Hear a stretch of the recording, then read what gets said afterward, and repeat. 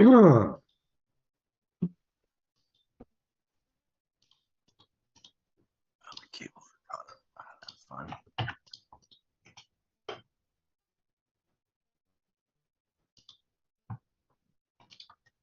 believe we are live. Is it a belief or is it a fact?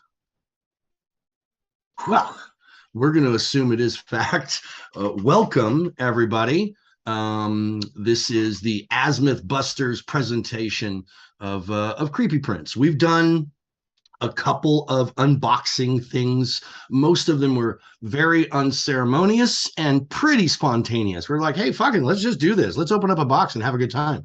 And we wanted to have a little bit more intention this time. And we talked about bringing Chris on, and we've talked about Chris a few times. And what better than to bring the man himself on so we can talk about the website and the products, answer some questions. We've got some questions submitted already ahead of time.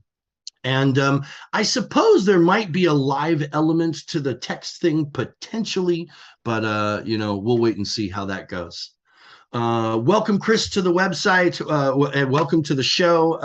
And of course, we're already established as being big fans of your work. Hello, guys. Thank you very much for having me here. It's a pleasure. It's my first time being on such a show, so hopefully I won't disappoint you and the viewers.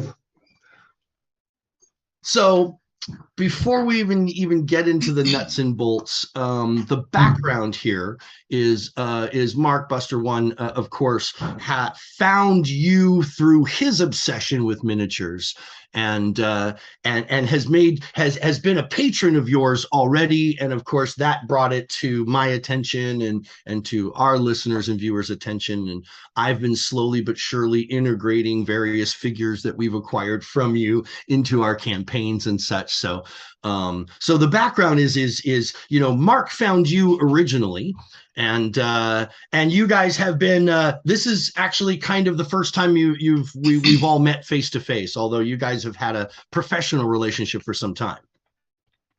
Yeah, correct. Everything until now has just been text and Etsy.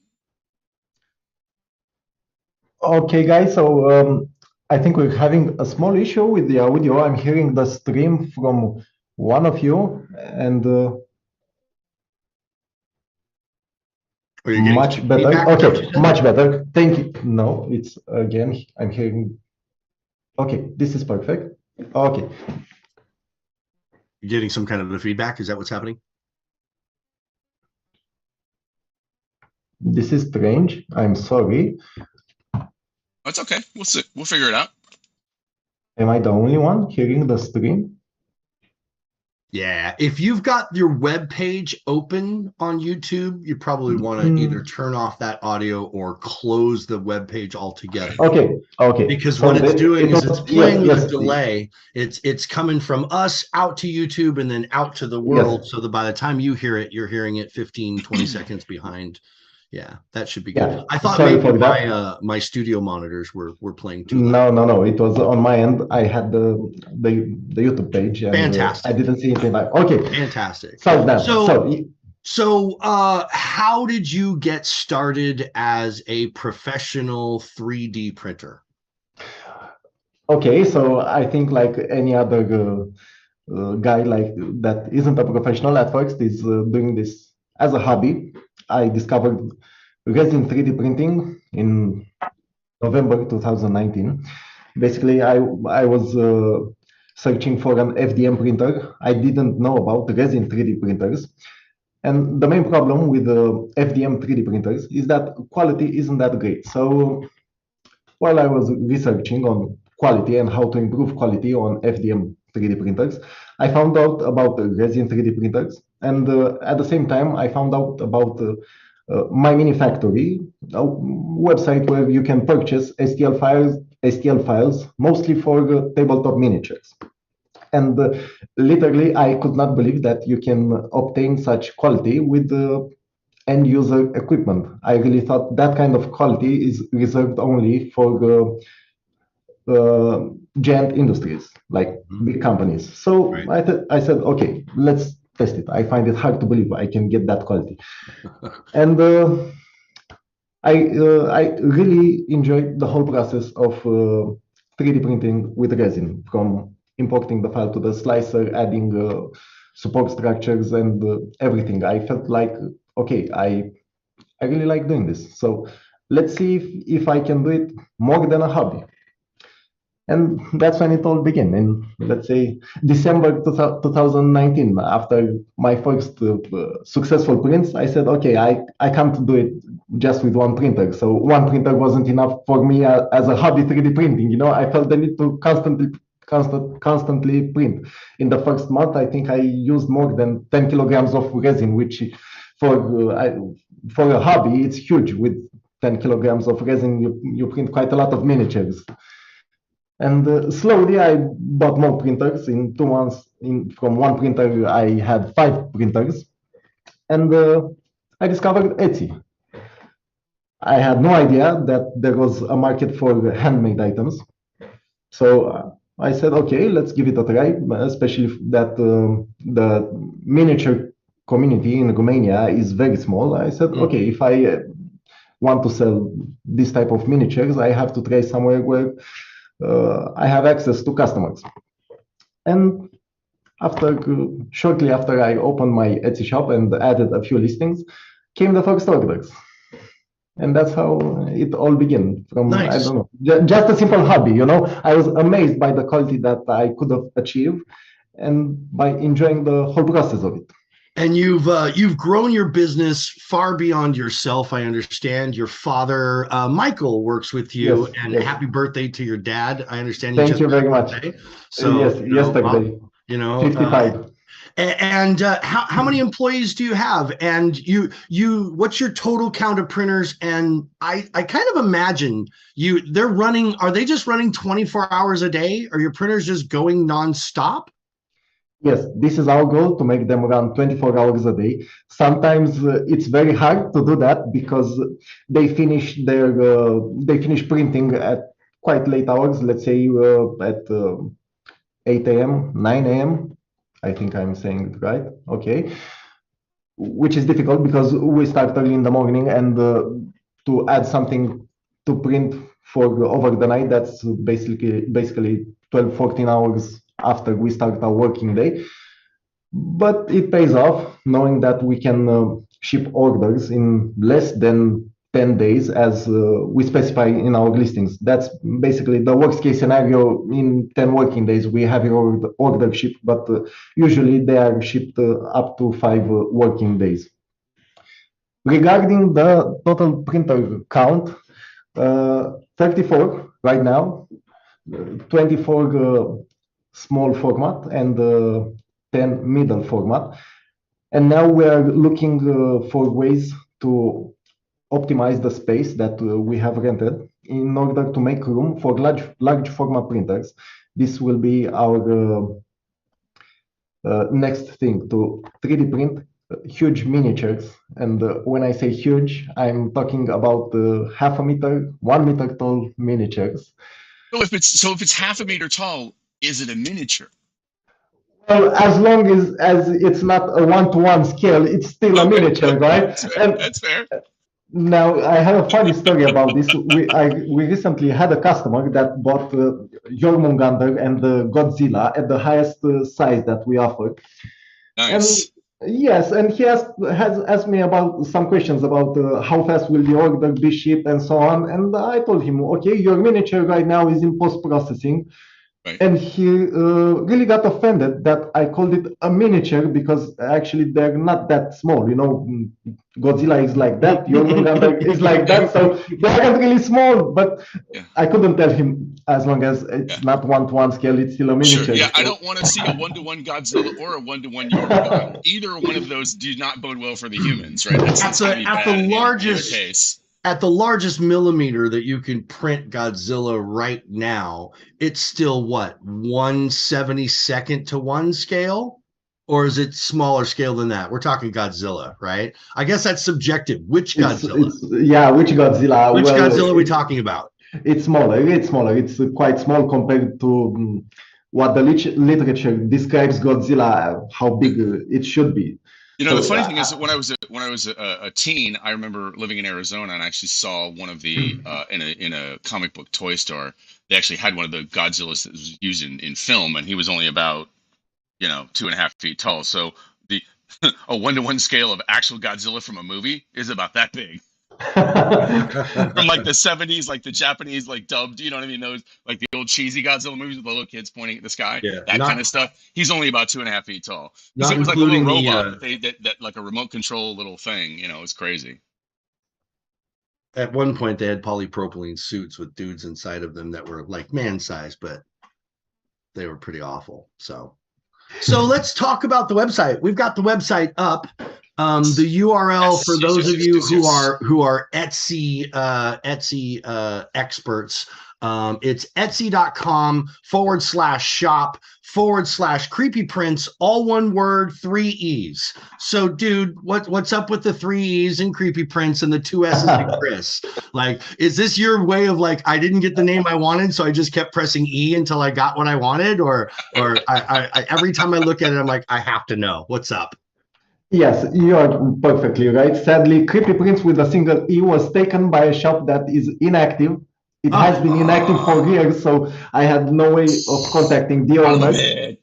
Yeah, so I literally added an extra E to see if it was available, and it was. So that's with the 3rd E. And my name, Chris with double S, is a typo. I realized it after I created the account. And I said like, okay, it doesn't really matter. It's okay. Yeah, the account's made. Because I've seen you spell it both ways, and I'm like, are we just spelling this wrong? Is he fucking with us? What are we doing here? Yeah. So no, it's. I have to. Fine if you were, bro. It's all good. It's all good. I have to spell it with a double S now because it's awkward. It's written on a website with double S, and if I sign a message with a single S, then the customer wouldn't understand. Like, come on, this guy doesn't know how to spell his own name. You can't even spell your own name. Yeah. They think they're getting catfished. They think somebody who's not really Chris is contacting them, trying to talk them out of their money. Like, hey man, where's your second S, man? So now I have to keep it this way, Hilarious. So Creepy Prints is a premier site. You've got almost 26,000 completed sales. Congratulations on that kind of success. It's amazing. Thank you very much. With rating at a strong 4.5 stars, and it just goes to prove you can't make everybody. You no matter how good you do, no matter how much customer service you apply, no matter how good your product is, someone's always going to be unhappy. That is just the nature of the damn beast, and to have that many sales with that much consistency is quite a feather. It's a testament to the kind of business you're running. And I've seen your product. My house is covered with it now, and every person who walks in the door, the first thing they do, they walk by this table covered with your 54 millimeters, and they're just like, oh, what is this? Yeah, have a look. Check it out. Like, what are these dwarves? Oh my God. Yeah. So even my folks who are real miniature savvy, who are people who have been around gaming miniatures for decades, they're quite impressed with your product, as am I. I'm a big fan, which is part of the reason why when Mark came up with this idea, I was like, fuck yeah, of course we are, without a doubt. And he's like, oh yeah, and Chris is going to be involved too. And I'm like, oh, even better. So yeah, and I know, Chris, you and I talked about doing this, like a year and a half ago, and the timing just wasn't right, and really where this came around to me again was, it really was all kind of like Mike said, it was really kind of spur of the moment, right? I sent him the minis weeks ago. He hits me up on whatever day it was. I don't even remember. Sends me a text on my phone. I figured that it was going to take another week for the shit to even get to him, right? Because we're literally opposite sides of. I'm on the East Coast. He's on the West Coast, U.S. Right? So props to UPS. Thank you guys for that. But Mike pings me. He's like, hey, do you want to do an unboxing? I'm like, you got those already? He's like, yeah, bro. So when we're doing that, I'm thinking, literally while we were doing the video, I was thinking in my head, it's like, I need to reach out to Chris again. We need to, have this conversation again about let's get you on stream. Let's do this. And so then Chris and I did that, and we're like, hey, the timing works this time. And so we're excited about it. We're excited to keep going. So to come back to the Godzilla size conversation. So Chris, can you talk about actual 28 millimeter versus 32 millimeter and some of the confusion there? And one of the questions that came from our friend Derek, thank you, D Money, for the good questions. What does eye level mean when it comes to that? Because and I've read your description and my brain just goes sideways and I don't get it. Can you help us nerds understand what that means? Yeah, sure. So there are different ways to measure a scale, or different official ways that you can measure a miniature scale. So you have to have reference points, okay? You can measure a miniature's height. I have something here, okay? So different companies measure scale in different ways. The official ways to measure a scale is by measuring the miniature's height from its feet up to eye level. I think I need something thinner to show you.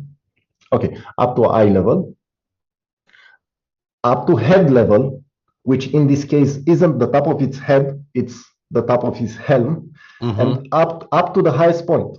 So there are companies, I don't know to name any, but there are, which calculate this miniature scale based on its highest point or based on the top of its helmet. I've come to the conclusion that it's not very precise to measure scale that way. The most precise way, in my opinion, to measure scale is from the lowest point, from its heel, actually, okay, from its heel up to eye level. In my opinion, this is the most accurate way to determine a miniature's scale and height. So basically, when I say 28 millimeter height measured up to eye level, it means this distance here, from heel to his eyes. Got it. Perfect. Thank you. That makes sense. I understand that. Even I understand that. Are you a gamer, Chris? Do you play tabletop role-playing games? This most likely will be a surprise for you. No, I don't play tabletop games. I've never played RPG games like Dungeons and Dragons, but I enjoy 3D printing these miniatures and offering top quality. But I have no idea how to play Dungeons and Dragons or Warhammer, Age of Sigmar, or any other tabletop game. And I perfectly understand the importance of scale, base size, base diameter, and quality of miniatures. But that's all.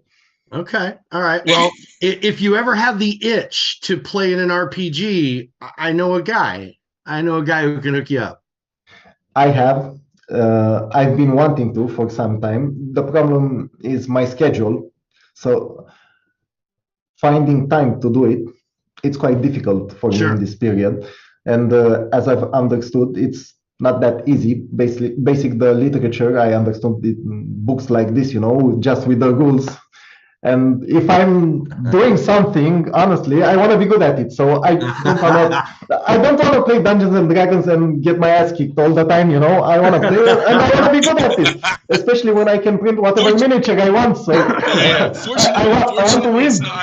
Well, the good thing about it, Chris, is it's not a win-lose kind of a thing. So it's not that type of scenario most of the time, right? Depends on who you're gaming with, but it's really.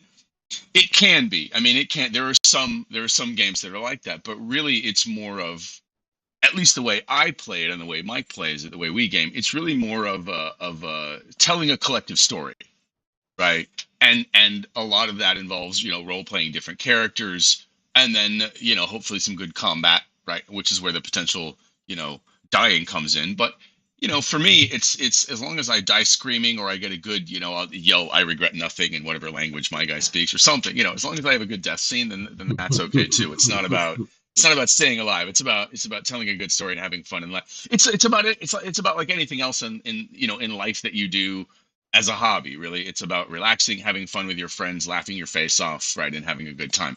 But to the book thing, the advantage of just being a player is that you don't have to have that kind of encyclopedic knowledge unless you were running the game, right? But that's Mike's job, right? So as a player, you could come in maybe we'll run a one shot, and we'll create a character for you. You can pick the mini, and we'll do like a 1 hour session on one of our future streams. Maybe It's that's it. Okay, far okay. We it's can do far it, more definitely. important, Chris, regardless of the system. And this is a system agnostic statement. It doesn't matter what system we're playing, it doesn't matter what setting we're playing.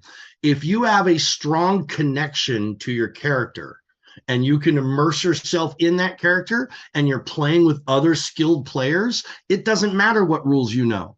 Because you just are basically like, hey, I want to try this. Okay, cool. Well, that's going to be like this, and this. Pick up that die and roll that. Okay, boom. It's sort of like that. It flows very easily, and you end up picking it up by osmosis when you play at a higher caliber and you play with good players who are good. There are really good players, and there's good players for introducing the game to other people. They're good teachers, and they tend to have slightly different skill sets.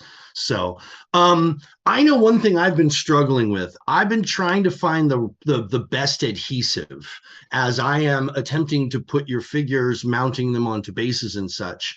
And I know in emails past you've explained your selection process for your chemicals and the stuff that you've ended up choosing and how you've selected your rosins and all that kind of stuff. So I had to just assume that you have already also figured out the best adhesive to use with your figures. And please, Maestro, tell me what I should be using, because the stuff I'm using, it works, but it takes so long to actually bond that I'm getting very frustrated with it. So, Okay, so first of all, you need to use some type of glue that isn't liquid, it's gel. Everything that's liquid will simply run out. So you need gel. a gel, okay. Yes. Now, I don't know in USA what brands are popular or good, but in Europe or in Romania especially, Loctite for us it's quite good. We use it on a regular basis daily. We glue miniature and miniature parts together using Loctite gel. If that is available in It your is. region, you Yeah, could it give it a is. try. Yeah, that's available here. All right, Loctite gel. And I also imagine the super glue equivalent. There's super glue gel, same kind of stuff, same kind of a Yes, quick yes. bond gel formula. Okay, good. So the Gorilla epoxy is not the best stuff. Once it bonds, whoo, it'll never come off. It like molecular bonds it, but it takes hours for that stuff to set up. And who's got time for that when you've got 300 miniatures to base, right? That glue that you are talking about, it's is it that kind of glue that needs two chemicals to be mixed together, and after that it hardens? No, it's not a two-part epoxy, but it's the kind that comes liquid and comes out of a single thing. Once it hits oxygen, Okay. When air hits it, it starts to bond and change. Yeah. Then, like you Yeah. said, it's liquid, so it just kind of gets all over the place and takes a really long time. So I'm gonna buy myself some gel as soon as we're done here. I'm gonna get online and throw some money at it and get the right stuff, because I still have a bunch to do, and I want it to go easy. I want it to be a good thing. If you want, I can also give you a pro tip. It will require buying some resin, but the results.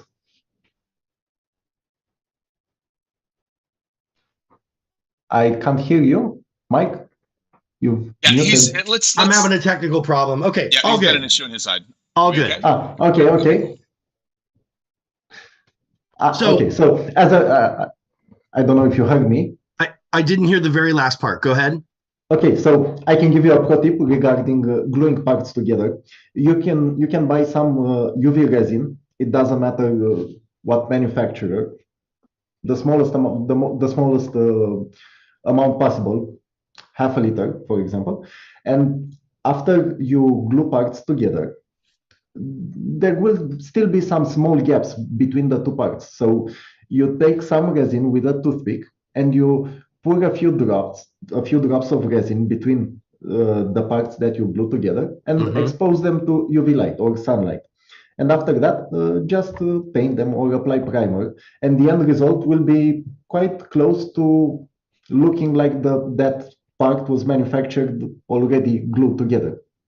If Nice. you know what I'm saying. Yeah, Yes, no, yes. that's a great tip. They actually look very good.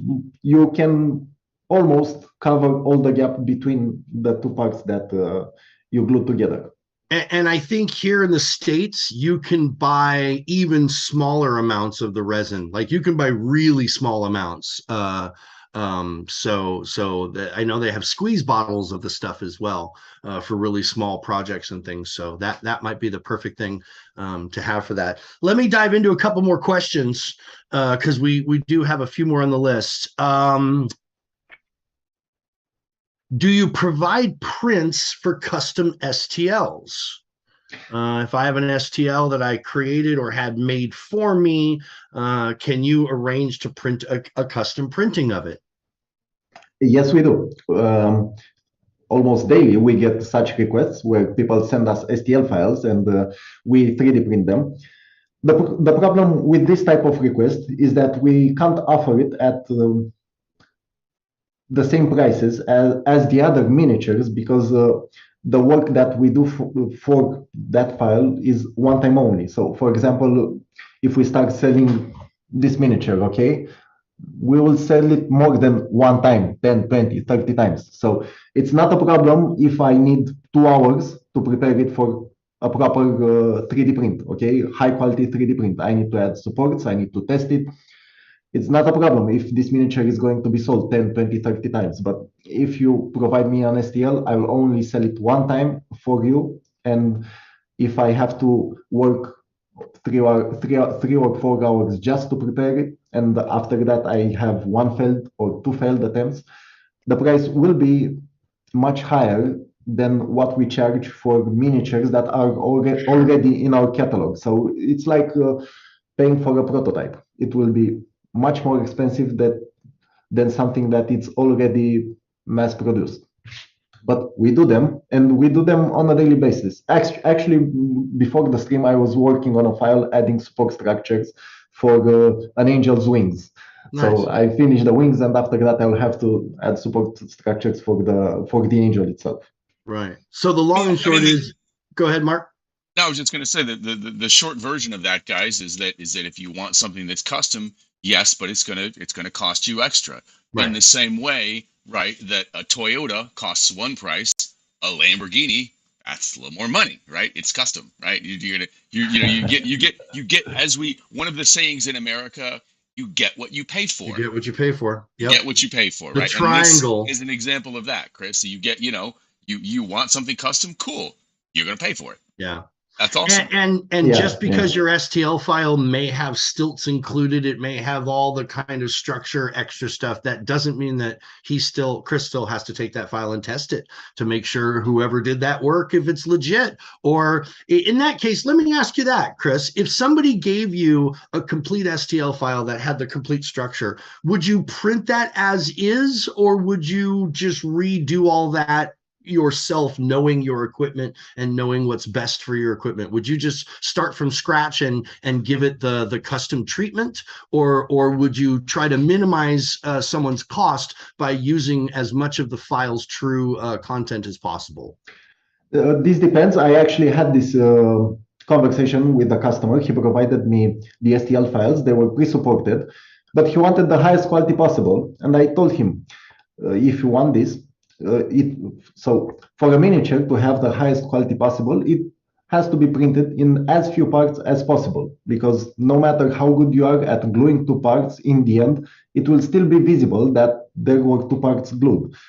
So that miniature was made out of 12 or 14 parts. Hands were separated, head was separated, everything was an individual part. They were all pre-supported. It would have been very easy for me to just 3D print them. And since the client wanted the highest quality possible, I told him, okay, the highest possible quality would mean that I have to assemble the parts digitally, and after that manually add support structure, test it, and print it. And he was okay with that. So in this case, he chose to pay more for better quality. basically in the end it's the customer's choice. So I run this by the customer. If he gives me pre-supported files and I believe I can 3D print his miniature in one part and offer better quality, I'll inform him of this, and also the extra cost of it. If he's okay with that, then that's how we will proceed. So just like a lot of things in business, folks, when you use the word custom, it really comes down to time, design, application, all those kind of things. So if you've got a wallet for custom, it sounds like Chris has an operation that can totally cater to your needs. If you don't, then you should probably stay towards his normal, very, very large selection of miniatures to choose from. And I have one more kind of technical question that one of our viewers wants to know about, to talk about hollow versus solid prints. Okay, this is very important. Most of the miniatures are printed solid up to a certain size. For example, the difference between solid and hollow is their infill. So this would have been a hollow miniature. Now, at this size, there is no point in printing it solid because the price would skyrocket. At this size, it weighs more than 1 kilogram, and it has no benefit of having its inside filled with resin. It's simply a waste of resin. So price would be much higher and benefits for the customer absolutely zero. Actually, it would be more difficult for the player to move around with a 1 kilogram miniature. So from a certain size, we print them hollow, and that's the difference between solid and hollow. If just say, for example, just track with me here for a second, Chris. Well, and I wanted to comment on the last thing. I will admit I'm surprised. I thought you were going to say no, we don't do custom prints. So that actually is kind of blowing my mind right now, which is awesome. But let's say, for example, because I am the lunatic that I am, let's say I said, no, Chris, I want that big giant stone guy. I want him printed solid.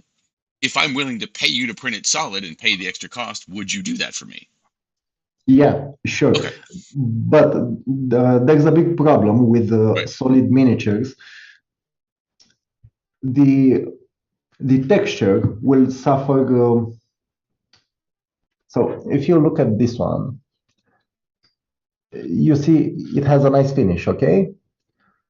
Solid prints do not have the same nice finish. Their texture looks like it's broken. So you will not get the same high quality. You will only get a heavier miniature. You would do it. You would just try and talk me out of it. Right. I would inform you about the disadvantages of doing it. And if you still want it, I have no problems in printing a brick for you, okay? Right. This would essentially be a brick. I got you. Yeah, sure. No problem there. All I want to do is to inform you about what you are going to receive. So I want every customer to make an informed decision when they purchase from our shop. That's fantastic. And I think that's fair, right? But I also think too, as you know, customers out there, anybody watching this, who isn't the three of us, right, guys? These people know what they're doing, right? If he tells you something, maybe that's not a great idea. Maybe you should listen to the man because he knows what he's talking about. All right, so I just dug into one of the. I'm guessing that Etsy chooses your featured miniature kind of randomly from the ones that you put into a certain grouping. Because I've noticed when I go to the website, it's a different featured miniature almost every time. It's based on sales. So if I choose a certain group, for example, now in featured items, we have miniatures from Lord of the Print and the Artisan Guild. You will see there. You'll see the last miniature that we sold from that artist. Now on my page, for example, I have a demon. That means the last miniature we sold should be okay. So for you, it didn't refresh. For me, it showed up as Lord of the Print. Yes, and it's the Ankhead King was the one that was the featured miniature that showed up. Before, I've seen a demon and I've seen some other features. I love the fact that each time I visit, it's a different kind of figure. So Yeah, so in theory, it's showing you the last miniature that was sold from Lord of the Print. That's how it was set up in Etsy's settings. Got it. So I think we just have a few more questions. There's like two more like business relevant questions, and then we've got a couple of personal questions that people want to know about you. Sure. First off of the nuts and bolts stuff, can you discuss the different types of resin and the best uses for each, or how you have ended up with the product that you use the most of? Talk to us about resin a little bit so we can have a better understanding. Okay, so resin. It took me a while to settle on what manufacturer to use, what resin brand to use, and actually what mix of resin to use. So at first, I wanted the highest possible quality, but with resins that are very precise, you do not get resistance. So the print is frail. At the first drop, it will break, surely. And then I started researching resins that offer flexibility and resistance. And we started using these resins, but shortly we realized that the level of detail isn't that good. So you have flexibility, elasticity, okay, but you don't have details, and it wasn't quite a good decision to print with such resins. And in the end, we settled for a mix. We tested different percentages from specialized resins. We used high precision resin combined with a resin dedicated to toughness and resin dedicated to flexibility. So and we tested out like 50-50 when we had three resins, 33%, 33%, 33%, and compared the results and made a decision based on what was important. Okay, we need precision, but we can't have 100% precision. How far can we decrease precision without noticing it with a clear eye? So we took miniatures that were 3D printed in steps of -5% precision resin until we started seeing differences. Easy differences right away. So then we said, okay, it's too little precision resin. Let's go up, and now let's increase flexibility resin. After that, let's increase toughness resin, and we came up with a mix that we currently use. And let's say it's the sweet spot between high precision, flexibility, and toughness. So you have a secret formula. You have a KFC formula. I mean, seriously, that's your professional that's your corporate secret sort of thing. Like, I would never ask you like what the mix is. I love the fact that you went through this whole process. You must have gone through 100+ kilograms of that stuff or more, trying to figure it out through all your tests and all your process of eliminations. So yeah, it took a lot of time and attention to detail. At some point, I felt like I was going crazy from so much testing. I had boards filled with results and tests and everything. So, but I'm glad I finally came to a mix that I'm okay with. So I'm satisfied with the level of detail, with how tough they are and how flexible they are. It's okay. Feedback from customers is also okay. We have very, very little incidents where miniatures do arrive broken, and I've made a habit of asking customers photos with the boxes because I want to understand why that miniature arrived broken. Is it because we didn't use enough flexible resin, or was it because it was literally stamped on? And guess what? The boxes look like they were crushed, like something. Yeah, they were in a war zone. I mean, because if you look at like the last video that we did, Chris, we and again, that was a repack, right? So there was 2 boxes that you packed, that your team packed, and then I did a repack into a wine box for my wife, and there were 2 broken I think there was probably 50 miniatures in there if there was one. I don't remember the exact number. And there were 2 broken. One was a rifle, and then one was something else. and they were clean breaks. The sitting woman with the spear, the very tip of her Right, spear had right. come off. So, I mean, there were things that you would think they were both clean breaks, and frankly, they were probably done because of my repack, not because of your guys' original pack. So, two things I want to mention because Mike mentioned KFC and the secret recipe for KFC. This is just for the Americans. Don't eat the miniatures, guys. They're not food. Don't eat the miniatures. That was not a pod. That was not a pod challenge. Yeah, so don't eat the miniatures. This is one of the figures, and you can see I've already done the repair on the tip of her spear because I'm resourceful like that and came up with a good way to make it happen. So that was one of the few ones, and then the other one was the sniper, the kneeling sniper with the barrel of his gun. I think the very tip of the barrel also broke off. And again, shipping, not you. Right. It was that was my, because again, that was my repack and send over. The other thing I wanted to remember before we start looking at the miniatures that we're going to do for this order, in the previous video I said all of these miniatures are Lion Tower miniatures. That was wrong. Right. They are not. Some of them were my Lion Tower, some of them were other creators. I apologize for misrepresenting people's STLs, and we are going to do a better job of tracking which products we purchased from which creator and representing that correctly. So that was my bad. I apologize. It's a relevant segue also to say that producers, manufacturers like Chris, he has paid a professional license fee to legally print all the miniatures on his website. There's nothing shady going on at all. You can go back to the original people who represent these sets, the original artists, and they will all confirm that. Everything's above board, and I understand not everybody's that way. So, there's something to be said about that. You don't make 26,000 sales with 4.5 stars and not do something right. So, so the only other two questions that we had, Chris, were both questions about you. A listener wants to know, what kind of music do you listen to? And do you listen to music while you're working? Is there music in the workplace environment all the time? Are you a music-driven people? Okay, so I listen to hip hop mostly, rap, hip hop, a little bit of rock, but I don't listen to music at work because I don't have an office of my own. So our business, Creepy Prints has two offices.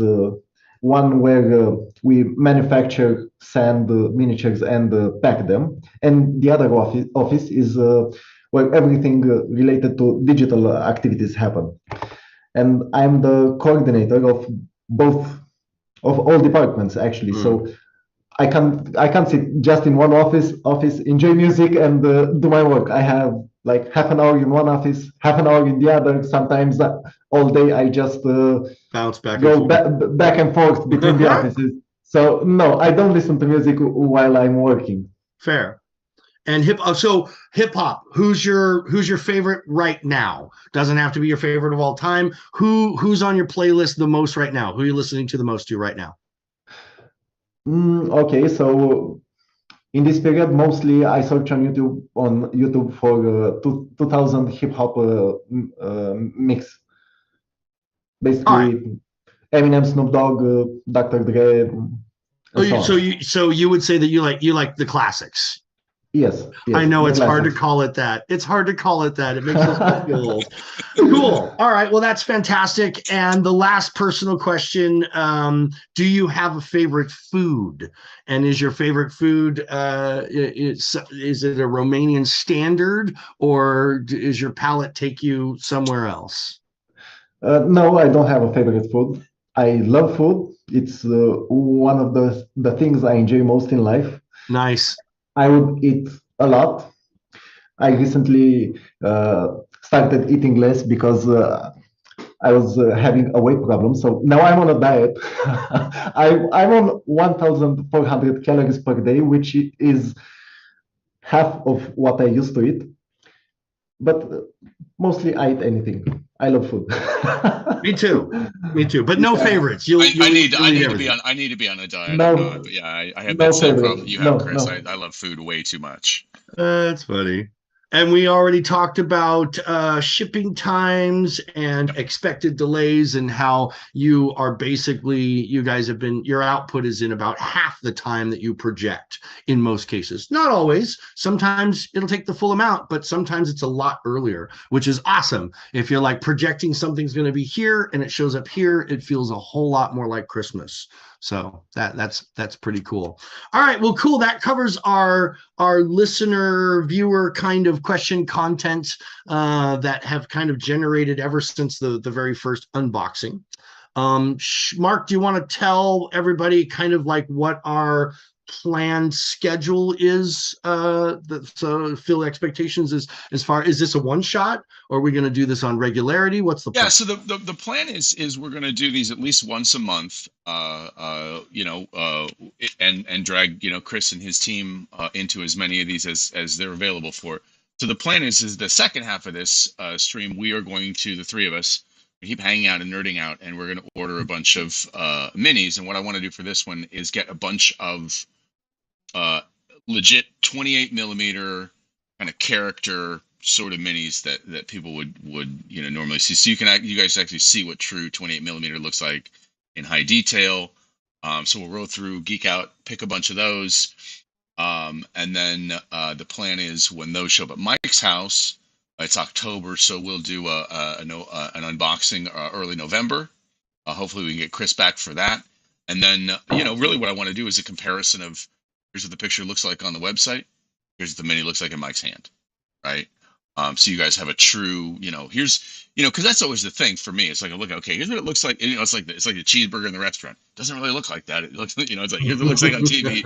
When you get it, you're like, it's not the same, right? So I want to see, here's what this mini looks like on the website. Here's what it looks like in Mike's hand, right? And get that comparison for everybody, so you guys get a true sense of the level of detail and the craftsmanship that these people create every single day with these things. It's amazing. So that's the plan. So Mike, let's dig in and let's find some minis. Okay, so your website is parsed by the different sets by name. We've got Lord of the Prince, Lion Tower Miniatures, Artisan Guild. These are all different groups that you've licensed with, right? Yes. So at first we wanted to sort our collection based on races. Okay, so ogres, trolls, human, lizard folk, and so on. The problem with this is that Etsy limits the section number at 20, so we can't add more than 20 categories. And there are more than 20 types of miniatures, right? More than 20 types of races. And then I thought, okay, how else could we sort them? And I've noticed a trend where customers started to become aware of different STL creators. We got requests to 3D print from Gamak Miniatures, from Printed Obsession, and so on. And I said, okay, if customers started to make the difference between the STL creator and the manufacturer, the entity that 3D prints, we could sort the miniatures based on who designed them. And if someone wants miniatures from a certain designer, he could easily see all our collection from that designer. I dig it. All right. So for this experiment, do you think we should be in the all department, so we're seeing everything, Mark, or should we start in should we dive in with Lord of the Prince or Lion Tower? What do you think? I'd say let's just pick a manufacturer and dive in. Let's pick somebody and order some minis. I could give you some tips on how to choose the miniatures. Okay, so all designers design their miniatures at different scales. For example, Gamak, Lord of the Gamak, Lion Tower Miniatures, Cast and Play, mostly they design at 32 millimeter scale. Artisan Guild, on the other hand, mostly designs at 36 or 40 millimeter scale. Lord of the Print mostly designs well over 45 millimeter scales. We have many miniatures from them designed at 54 miniature scale or 75. Basically, this means that if you want to buy 28 millimeter miniatures from Lord of the Print, they will be downscaled from a much bigger size. And even if they are downscaled correctly from 75 to 28, they will be thinner and slimmer than a miniature that has been designed at that scale. So my advice is to buy from artists that design miniatures at the scale you want them to be, because they look more natural.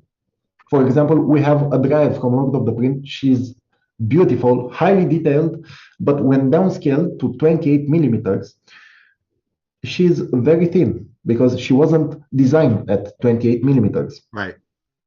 When you say that she's thin, you just mean the character looks thin, but it still retains the correct level of detail? Or am I misunderstanding what you mean?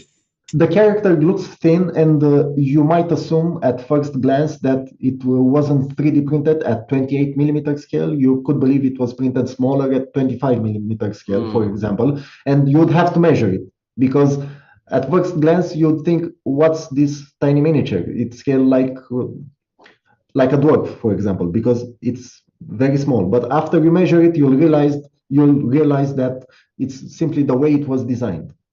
Gotcha. Okay, so let's start with somebody that's, so who's a good 28 to start with then? Where would you say we start, Chris? Who designs a 28? In 28, mostly nobody. Most of them design up from 32 and up, so we have to downscale them, but you will find very good detail at cast and play miniatures that are designed at 32.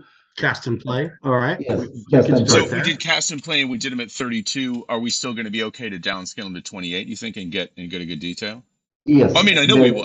Well, here's I've already answered the question. Yet he answered it, and so did I, because Mike, if you look at the top one there, it's that guy right there. Do you have that one? Do you know where that is? That guy right here. Can you grab either of those? Do you know where either of those are? Yeah, I've got this guy right here in front of me, as a matter of fact. So I believe that's definitely 28. This is definitely a 28 millimeter, without a doubt. Yes. Let me see here. Yeah, this guy is printed. It's going to be hard to see, but you can see next to my fingernail, all the detail is there. At 28 millimeter, he loses very, very little detail. My eyeballs would have a hard time painting this guy. It would be a lot of work to paint that guy because he's so tiny. So that's a 28 for sure. And if I had a measuring, I would. I also have that the mimic chest. That mimic as well. And the Aboleth monster was one of our earlier ones. I have that figure as well. Yeah, no, this is a great set. We've seen these things before. Loving this dude. This is one of the guys that I was looking at earlier, because he's got a, if you've got a Pathfinder campaign going, he could be a Caden Kalian sort of guy. He could have that drinker kind of thing going on with him. So looks like they start at 32. Which, like I was trying to say, basically, and Chris, I don't know if you're aware of this, but there's been kind of a shell game that's occurred in miniature manufacturing over the last 30 years, where they were always supposed to be 28s, but at some point, manufacturers started putting out 32s because they could get more detail out of the 32s, but they kept calling them 28s. And suddenly all the miniatures just grew, and people were like, wow, this is 28 millimeter. Well, not if you put a measuring device up to it, so I've joked about that a few times, which is why Mark was saying he wants to see what actual 28 versus 32 but that's fine. I mean, I'm fine with 32s. I say leave that up. We're going to get there's one. Sure. Okay, I love this guy too. This guy right here is probably my favorite from the set. Okay, Mike, just a second. The bartender is available at 28 millimeters. That was a mistake when creating the listing. If you refresh the page, you should have 28 millimeters. I've corrected that error now. Oh, okay, look at you. And regarding the so-called 28 millimeter scale that some companies actually manufacture at 32, they even invented a name for it. It's called 28 millimeter heroic scale instead of calling them scale. Yes. Instead of calling them 32. Holy And shit! I didn't know it had a That's name. fucking hysterical. That is great. What a bunch of and assholes. we have Man. we have a lot of problems because of this. Customers Bullshit.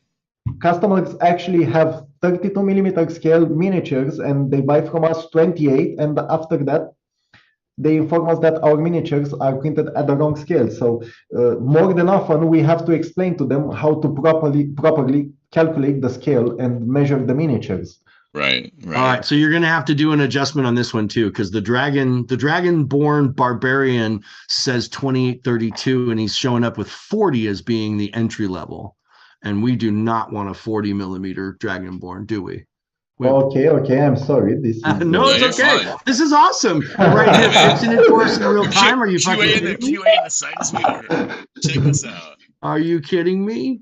This is more than awkward. It's your second choice, and it's also a miniature that wasn't properly listed. It's missing sizes. Okay. Bam. Chris is a master navigator and a herder of cats. He only does the Etsy site stuff as a hobby, guys. Okay, I want to feature this miniature from the set because both Mark and I both went ooh at one point.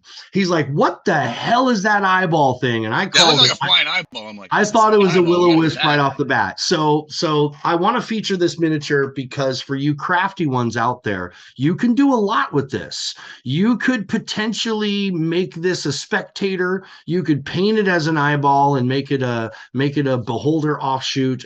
You could stay with the Willow Wisps. You could do a lantern archon with this because they're kind of formless and somewhat invisibles. There's a lot you could do with this figure, and the option of 20 millimeter all the way up to 72 gives you a lot of options. I mean, you could make a big old eyeball out of this if you wanted to make it a feature sort of a monster. This is also a great one for me where I'd want to have like a bunch of these. This is the kind of mini where I'd want to have like 6 of these so I can do a group encounter with these. You know, that's where I'd be at with this one. So that's a cool one. So Mike, why don't we let's look at some of the other manufacturers since we're kind of veering away from my original 28 millimeter thing, which I'm fine with. Well, no, let's both of these are in 28 millimeter. Look. Yeah. But I'm saying let's look at some other stuff. All right, where do you want to dive in? Let's look at Lord of the Print. See, because I know you and I were looking at some of these in here that we definitely wanted to check out that I know lots are of demons, robots, yeah. Great monsters in this one. That succubus samurai pinup right there at the edge. So let me tell you something about Lord of the Print. They, in my opinion, so I like all the artists that we're selling miniatures from, obviously, but in my opinion, Lord of the Print makes the most highly detailed STL files. Right. Not only they have the largest size, so when we download STLs from Lord of the Print, it's like 50 gigabytes of files. They are insanely detailed. The most detailed, in my opinion. Absolutely. If you're running a modern game, maybe you're running a modern horror game, you're not running fantasy, there's still some great ones here to choose from. If you're running Bloodlines and Black Magic, if you're running World of Darkness, Wendigo, there's a monster. I mean, that's perfect. That's perfect for your game table. Grab it. And again, 28 millimeter to 100 millimeter. Now, so here's one thing to touch on. 28 millimeter means it's going to be to scale of 28 millimeter figures. But a Wendigo, this is a 1/64 scale. So a Wendigo is a large monster. So this 28 millimeter next to a different 20 millimeter, he's not going to be the same height. He's going to be bigger, isn't he? Yes. Wendigos are taller than humans. So compared to a human standing in a straight position, right, it will be taller. Exactly. You can also see on its base a dead human. So that's the scale you will also see when compared. Here's another great example of a cryptid. If you're dealing with monsters that are in a modern sense, this is the kind of cryptid where you could do a lot with this. You know, this is great detail as well. I noticed on some of the and I don't know which grouping it is off the top of my head. Maybe you know.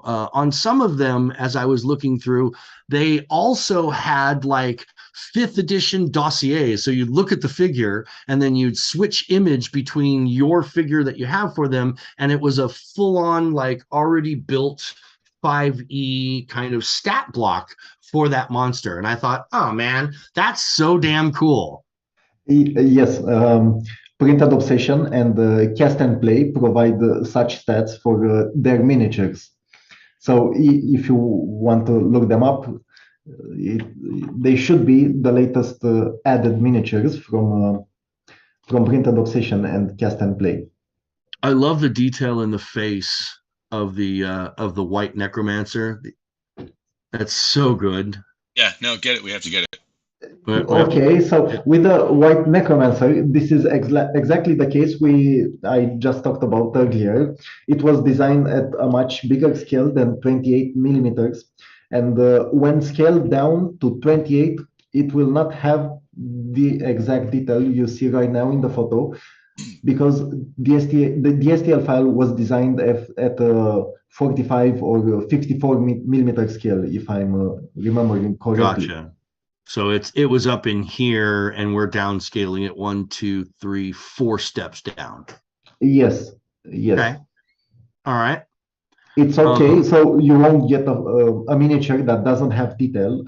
It's decent detail, but the face definitely it's not as seen in the photo. Sure, right. you may not see. I mean, I kind of want to do this because I want to see what the variance is. I understand what you're saying, Chris, but I want to see that difference and show that difference so people understand that this is what it looks like when you downscale, right? So people kind of understand what that looks like. The piping on his armor and on other figures that have that kind of ornate looking armor, even at 28 millimeter, it does come through. There's enough rise on it that for those of you crafters who are doing your painting, you can easily do dry washes on it. You can easily do wet washes on the bottom below it and really make that shit pop right off the figure. Trust me, I've been doing it. So here's another one that we've done recently, the female geisha. Her swords are so delicate at 28 millimeter. We have her at 28 millimeter already. And these swords at 28 millimeter are so delicate, it's hard to believe they didn't break in shipping. This little lantern was packaged separately, and I can actually, I can probably show you. Yep, I can show you the original packaging because Mark never took it out. You can see the geisha lamp is in its own separate packaging. This is from Chris's hand from Romania to California right here. And I've still yet to attach this to her, but it's this level of attention to detail and to keep these things in the shape that they are. I'm going to close that one. But I wanted to use that as an example because I have that one here. Let's dive in deeper. Is there anything else, anything on this list, Mark, that you want me to stop and feature on? Here's another one. We have this. Let's just keep finding stuff that we want to pick. So, like with the fairy wings, the fairy sprite pixie. Yeah. One of the things I love about this STL is it's got 3 different wing patterns, right? Hit that one. I'm sorry, Chris, go ahead. I have to show you something. Mike, go back for a second and open that Dryad, please. Which one? The Dryad pinup. Below the spread, the fairy. This one? Okay, just a second. I'll be right back. Okay. I think he wants you to open the Dryad. Oh, well, this is the one that we saw yesterday that had 2 different configurations. We were looking at this. One is kind of nude, one is kind of not nude, and we couldn't figure out how to select the not nude option. The not neuter one. Yeah. Right. So here she is pretty much. There she is. Oh, yeah. No, she's a beautiful figure. And this is something else. Maybe there's something wrong here that needs to be fixed, Chris, because you show her in this configuration with just a very small, modest cover. And then this other one shows her with more vines and more of her body being covered. And frankly, I like this one a little better. But there's no way to select that. There's no way to select this print. Is that supposed to be the case? Yes, now Etsy has a lot of limitations. The options that you can choose, so we can add only 2 options, and we thought it's best to be able to choose the scale and the shape of the base. Now, if someone wants the first variation or the second, he can specify it in the personalization field below the base option. Gotcha. Okay. You should see. I think it's also visible in your stream the personalization field. Let me look here. Add your personalization optional right below. Yes, There you go. Yeah. There So you specify go. model what I variation. did for my orders with these, because a lot of the figures that I ordered that you guys have seen that we ordered, go back to that screen for a second, Mike, with the personalization field, just to show that. So when they're figures with variations, right? A lot of these prints, what you'll see multiple head configurations, multiple body parts, different weapons, right? So there was one, Mike, that you opened, and it's like a big barbarian where he's got his sword back behind his head, and he's holding another one, and he's got like one thing up, and like he's a giant. I'm like, what's a giant barbarian that's like a 58 millimeter or something? That's one of those prints where you can have 3 different heads and different weapons and all this kind of stuff. So any of those, what I would do when I saw those variations, I would just go into this field for any of the specific minis, put in a detailed, please use this head, please use these weapons, blah, blah, blah, and just kind of write that out in English during my order. And then Chris and his team will get that block of text, pick that up. And then if they've got questions, they'll hit me back. But that stuff was always real clear. And at least for the stuff that I've gotten, those variations were always correct. She looks much more dryad. Be clear in your description, and they'll hit you back with any questions. But you've got 1,000 characters to write in there what you're looking for, so you can tell them which ones you want. She looks far more of a fey spirit in this configuration, and just looks like a hot naked chick in this one. But that's just me. That's just me. I love that figure though. She's amazing. It is a cool figure. Yeah, it's a great figure.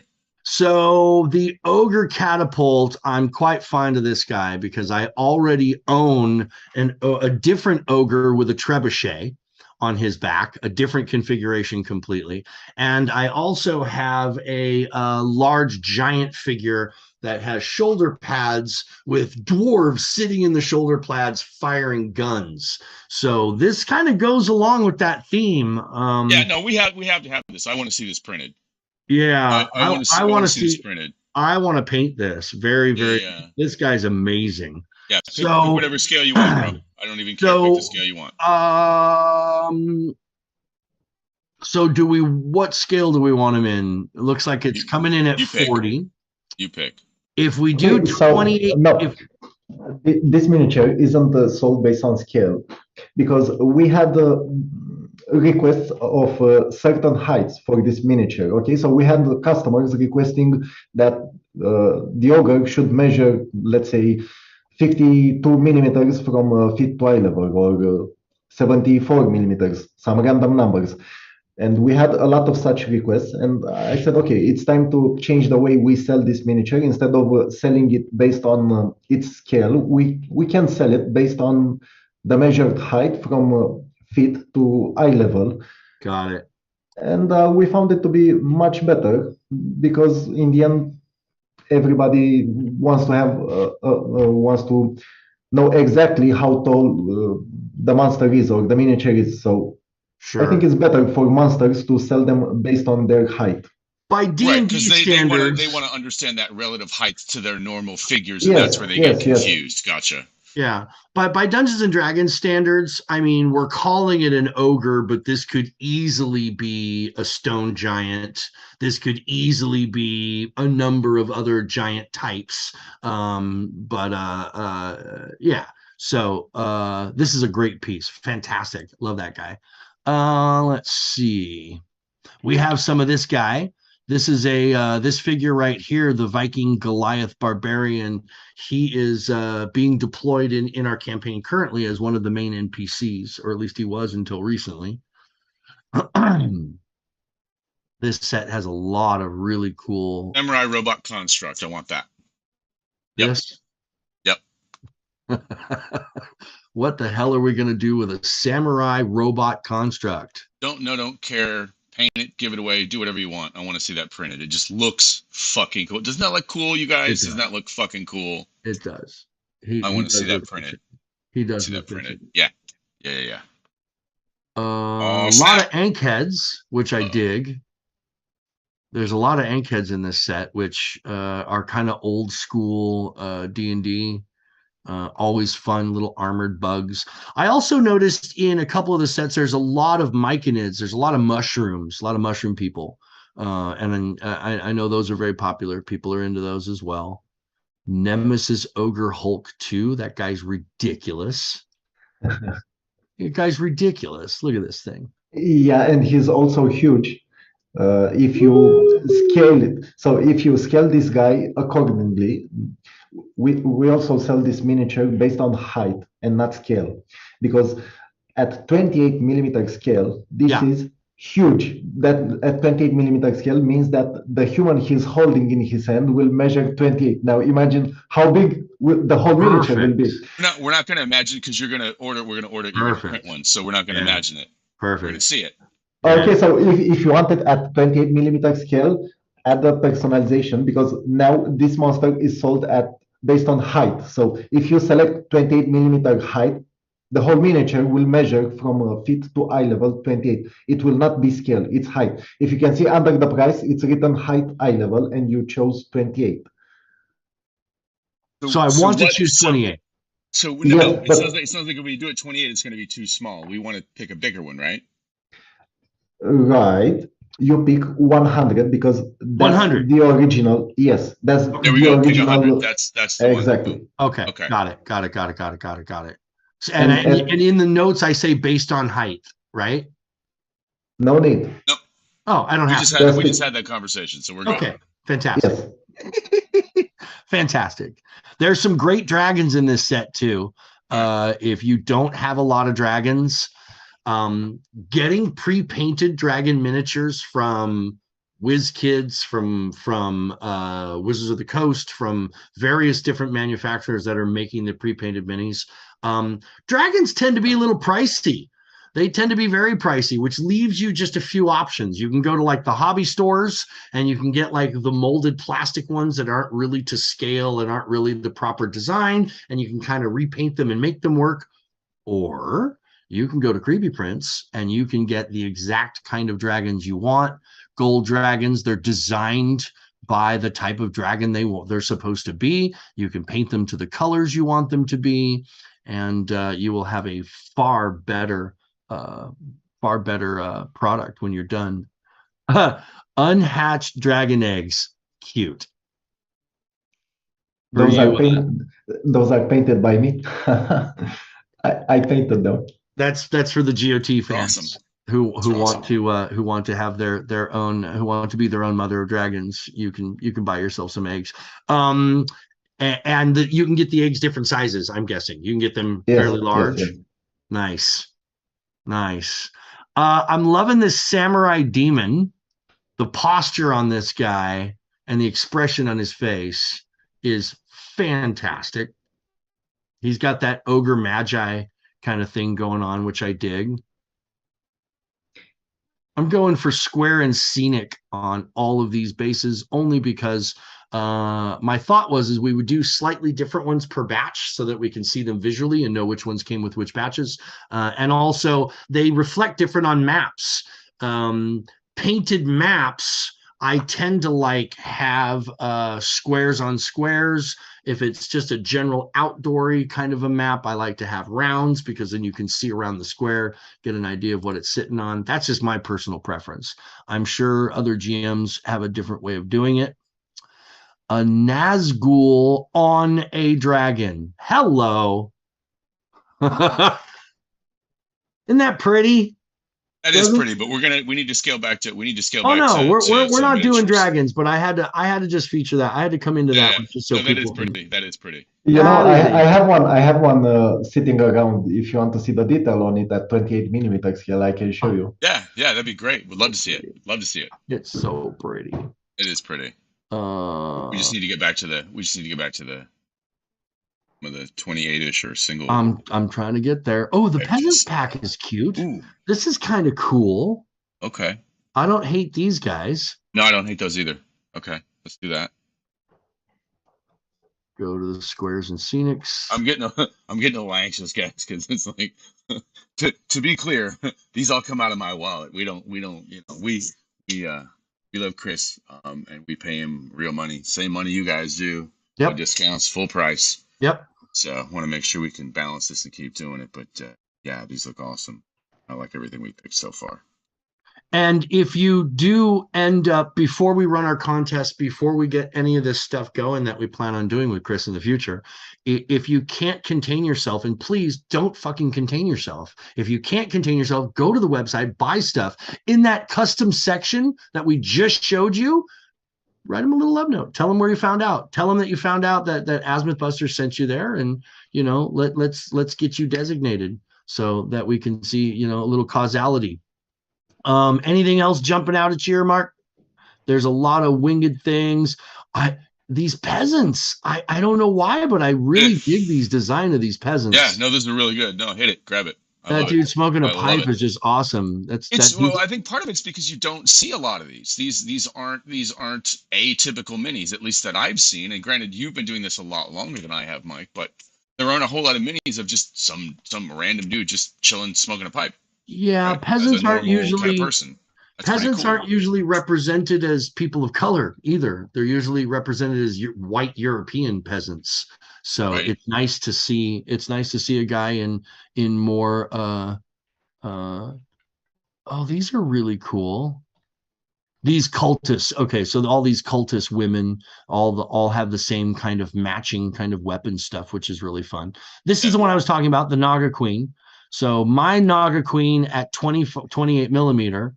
The one that we just opened up, it was the top of her spear, from just above her hand to the top of the spear. And it was a difficult repair, but I was able to do it. I got a neat technique using a piece of tape and a half round of straw to hold it in place. Chris, there was one of the things that we wanted to ask. Go ahead.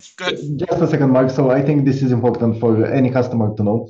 Now, normally Etsy doesn't cover damages that occur during transit, but it's something that we do cover. So in your case, Mike, your miniature arrived broken. You contact us, you inform us, you show us a photo, tell us, okay, this one arrived broken. And we either refund the cost of that miniature, or on your next order, we offer a free reprint and resend for that miniature. So in case someone buys from us and fears that its minis will arrive broken, no worries, because we got it covered. Got it. And to be clear, again, our situation, Chris, is not covered in that scenario. And I'm telling this for everybody else, because again, what you saw unboxed was not the Creepy Prince boxing. That was a repack that Mark did to send to Mike. Correct. So, not the same scenario. Those two breaks are on me. Right. Had it been an open box that comes, so when we do the unboxing, right, that we're going to ship directly to Mike, that'll be a different scenario. But I just want to be clear that the two breaks you saw on our unboxing were on Mark, not on Chris and team. Right. And in that hypothetical situation, had it come from you'd have handled it, which is awesome. I think that's fantastic. Go ahead, Mike. I was going to say, this set has a really good support of some weirder stuff. There's a bunch of different Nagas. I noticed there's 4 or 5 different Naga designs, which is kind of cool, because as I'm thinking about it, there aren't a ton of different figures. I know Pathfinder put out several Naga figures in the last 10 years, but nothing this cool with weapons in hands and such. I love these diorama pieces, even though I know that's what we're not going for, these big old giant things. But these are very much a setting piece. You build an entire encounter around this big old guy. He's amazing. We made a crazy thing with that guy. So Locked of the Print designed it in multiple parts, somewhere around 20 parts. And we print it in one part. Wow. That's amazing. That's amazing. Yeah, I'm gonna go back. We're gonna go back and look at it now. Look at it. So that's fantastic. You did it in a single piece. Yeah, this is a single print, okay? Prints. That's as you see print, you guys. That's a fucking print. Holy shit. That's crazy. This is a pain to sand. So sanding it takes some time, but it's much better. In the end, the final product will look much better than having it printed separately. Of course it He's amazing. Hey, There was a question. There was a question, Chris, that I wanted to ask you. That I think came from my friend Derek. And again, D, thank you for your great questions that we forgot to address earlier about priming miniatures. Can you Okay, talk to us about okay. priming? Yes. So the miniatures in their raw form, let's say it like that, aren't as beautiful as after we prime them. So the miniatures are 3D printed. They are washed in isopropyl alcohol. Their support structures are removed. And after that, what you get is a miniature with lots of support leftovers. I don't know if the camera focuses. Yeah, it looks great. We can see it. Yeah. Okay, so you can see right here. Yep. Okay, not the best model. Sorry, I have another one. Let's see. Okay, this is more visible right around here. Okay, you can see the support leftovers. Sure. So basically, we manually send these support leftovers, and after that, we prime the miniature using light gray or darker gray primer. And in the end, it looks like this. It's ready to be painted out of the box. Awesome. Is there a difference between the light gray primer and the dark gray primer? No, we prefer lighter gray primer, but it all comes down to availability at our supplier. Sometimes they do not have light gray in stock, and we end up painting them like this, black or a darker tone of gray. It's preferable to use light gray since most customers ask for it. But there's no, I mean, practical difference in the color, just personal preference for people. Is that really the only reason to do it? Yes, one versus the other? yes, just personal preference. So sometimes we have a few customers ask for white primer or very light tones of gray, and in some cases, just black alone. But usually we use somewhere in the middle, a neutral gray, let's say it, which should be okay for anyone. Gotcha. What else do we see in here, Mike, that's cool that we're looking? Well, there's lots of cool ones. One of the ones I was just looking at was this guy right here. This orc chef just makes me so happy. The expression on this guy's face, he's just ridiculous. I remember looking at that too. Yeah, it's like, and he said you can see like body parts in the you're like soup's on, fantastic. soup's on, man. Fantastic. Yeah, he's fantastic. I'm a great. big fan of his. I also picked out this guy too, because this troll bard is just the shit. Love it. Just the absolute shit. And while we were talking, I also pulled this guy as well. Also one of my favorites from this set. Yeah. I like the fact that he's skeletal and armored and has a crossbow. I got a thing for crossbows and figures. Yeah. There's a lot of bowmen out there, but there's not a whole lot of crossbow figures out there. That's what we're seeing that's real sexy here. Oh, we're getting down to about our last 10 minutes of time here, guys. So we want to pick a few more of these minis and nerd out with Chris for another 10 minutes or so, and then let him go about his merry way and go cause trouble elsewhere. I'm a big fan of this Kenku. I like this Kenku assassin. He's pretty cool. What'd you say, Chris? I wanted to say that lately people bought a lot of snake folk from Artisan Guild. Yeah. Serpent folk. Yes, we had quite a lot of orders with the serpent folk and the pack of folk troll fighters. Gotcha. I know that the serpent folk-esque races have been contested by different companies owning different rights, the Yuan-Ti versus serpent folk versus, whatever, whose intellectual properties are who. But it's nice that you're able to just kind of fill that generic gap and then let people deploy them as they need them in their game. Yes, everybody uses the miniatures as whatever they need in their game. So no matter what name we use to describe a miniature, they can always use it as something else. Right. There's a lot of great postures. Hey, Mike, so do you see any chubby warriors? Sorry, This is me learning how to use chat. And one queen, I'm seeing all of your chat now. Sorry for the delay. Chubby Warriors. Chubby Warriors. Yeah, I'm not Chubby sure. Warriors. I'm not sure which one's the Chubby Warriors. So. This is from one of our folks in chat. And I gotta apologize for the delay on my side, guys. Can you point me towards it, Chris? We have one. Go one page back, please. One page back. You got it. Okay, scroll down. There was a chubby guy somewhere around here. Yeah. More than one page back, maybe?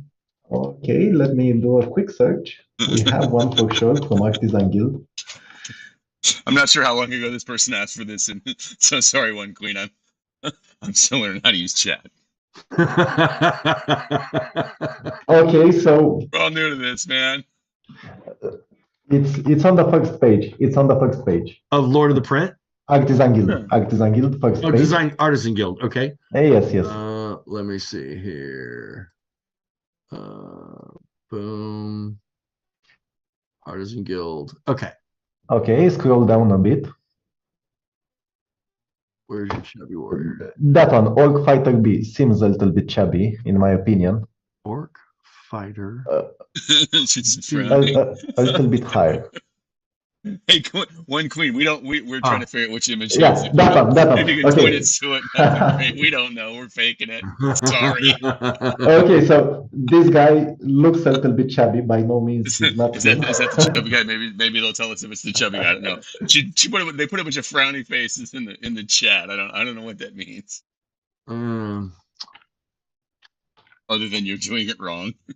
Yeah. I don't think that's the dad bod we're looking for. Yeah, no, I don't think that's what they were talking about. I don't know. Sorry. Tell you what, if Queen finds one, try the dwarf female. Try the dwarf female. She's not chubby, but she's definitely buxom. Well, I was on her earlier. There were two sort of dwarves. What they're telling me, not this one. Is it that one? Is it the pinup? It's not. It can't be.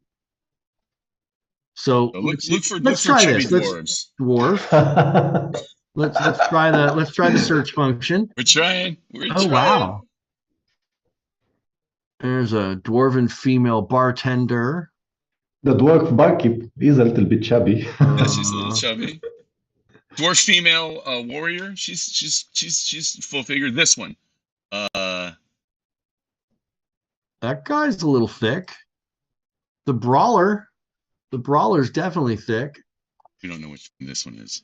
No, that's not the one. You had them. Go back. You guys, go back. These little owls are cute. Go up. He's going the wrong direction. It's not my fault. I can't control him. Female dwarf. It was the female dwarf. Okay, so they like female dwarf beauty. Female dwarf. Yeah, definitely. Female dwarf. Beautiful. Yes, they are. So there's that one. And then there was, I think the other one was the one. Yeah, I think it's the pinup. I think it was the pinup. I think it was. Yeah. I think I had it right. Is it this one? It's a cute. Leave that one up, and let's see if Queen. Is that the right one, Queen? It's a cute. But I mean, third row. Was that third row? Did we get it right? It's not very well game deployable. I mean, unless you're running that kind of game.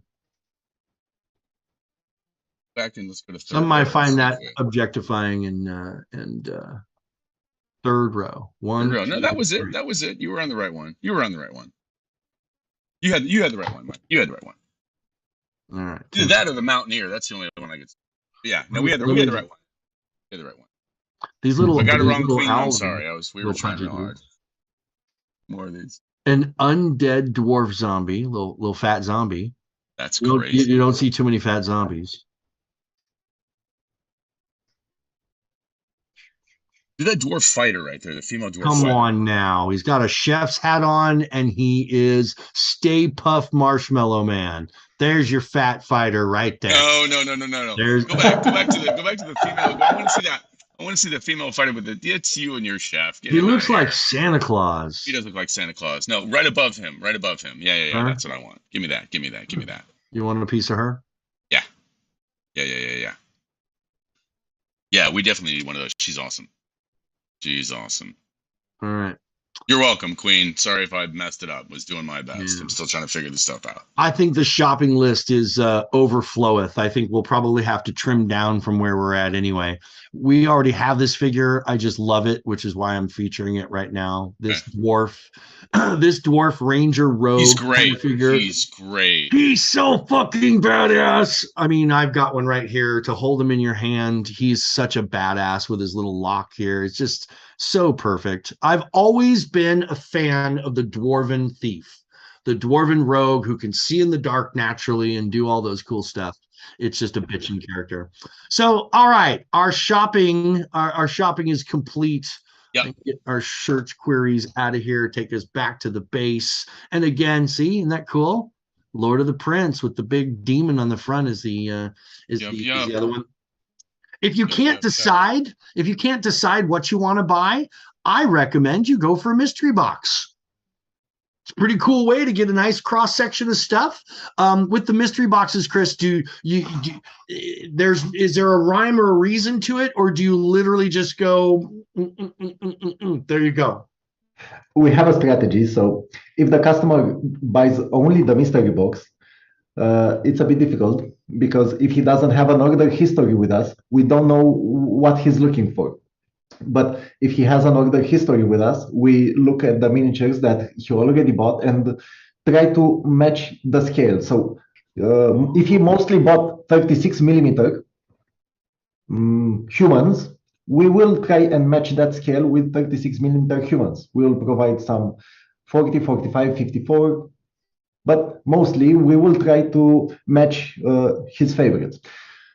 The most difficult part is when the customer has no history with us, and that's simply random. We choose random miniatures from 28 millimeter scale up to 100 millimeter scale, so he can see the differences, see the quality that we offer, and hopefully he will come back for a real order with the miniatures that he really wants to buy from us, not something that he wants to test.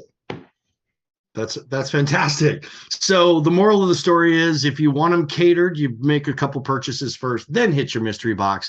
And if you want to be a child of chaos and you want to tickle the randoms, then by all means, just hit the mystery box, buy it up. I can't imagine that you're going to be unhappy. You're going to get all kinds of cool stuff. And it's going to be a lot of fun. I know we don't have a whole lot of time left. Should we talk about the module idea contest, or should we save that for later? Let's save that for later. All right. Let's save that for later. We've got lots of stuff. So the plan, guys, again, we are gonna complete the order on all the stuff that Mike selected, except for the one mini we already have. Yeah. And then in November, hopefully you will see all three of us, our smiling faces back. Maybe with a surprise guest from Romania, if I can con Chris into bringing the rest of his crew in at different points. Sure. But we will see you guys in November for the unboxing of the minis that we're ordering today, and more nerd stuff to come. And if there's any local artists that are watching that are near me that want to get involved on the painting side of things, I would love to bring you into the fold. Get in touch with me. Hit me up with a DM. You know how to get in touch with me. I'm easy. Yep. All right. Thanks, Chris. This is going to be fun. Thank you guys for having me. I hope we'll do our next show in the near future. Yeah. No, next one's coming. The next one is coming. We will see everybody in November for the unboxing and more cool stuff from Creepy Prince. Happy gaming, wave, everybody. Guys, and I'm gonna do the wave, and I'm gonna disconnect us. Bye, guys. Everybody. Thanks for joining.